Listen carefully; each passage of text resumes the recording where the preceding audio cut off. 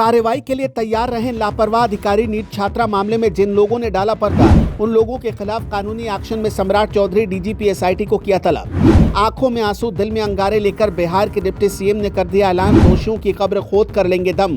कानून व्यवस्था के हनक से समझौता बर्दाश्त नहीं।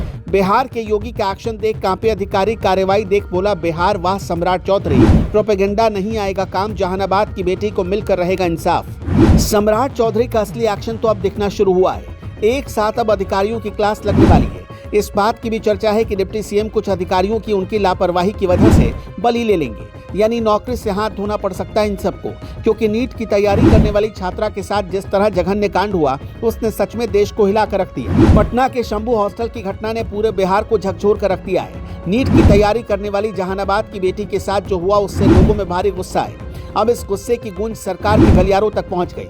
बिहार के डिप्टी सीएम और गृह मंत्री सम्राट चौधरी ने इस मामले को अपने हाथों में ले लिया है। पुलिस की जांच की रफ्तार और दिशा से वो खुश नहीं है। यही वजह है कि उन्होंने सीधे डीजीपी और एसआईटी की पूरी टीम को तलब कर लिया है। पटना के 5 देश रत्न मार्ग स्थित उनके आवास पर पुलिस के बड़े अधिकारियों की पेशी हुई। इसमें डीजीपी विनय कुमार से लेकर एडीजी और पटना के एसएसपी तक शामिल हैं। सम्राट चौधरी का रुख एकदम साफ है कि अब बातों से काम नहीं चलेगा, बल्कि एक्शन दिखना चाहिए। मुंगेर में सम्राट चौधरी ने जो बयान दिया, वो पुलिस अधिकारियों के लिए एक चेतावनी की तरह है। उन्होंने साफ शब्दों में कहा कि जहानाबाद की बेटी पर अत्याचार हुआ, अपराधियों को किसी भी कीमत पर बख्शा नहीं जाएगा। उनका ये कहना था कि दोषियों को माला नहीं पहनाई जाएगी, बल्कि उन पर माला चढ़ाने का काम होगा। ये बताता है कि सरकार किस मूड में है।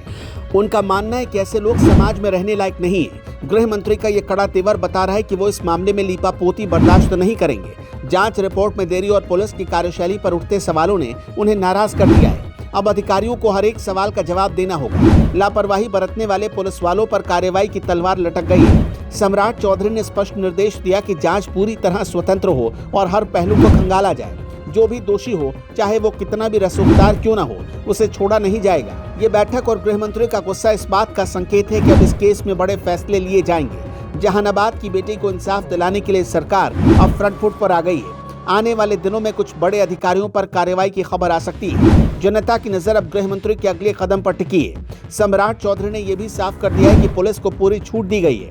उन्हें किसी के दबाव में आने की जरूरत नहीं है, क्योंकि सरकार पूरी तरह निष्पक्ष जांच चाहती है। बस एक ही लक्ष्य होना चाहिए कि असली गुनहगार सलाखों के पीछे हो।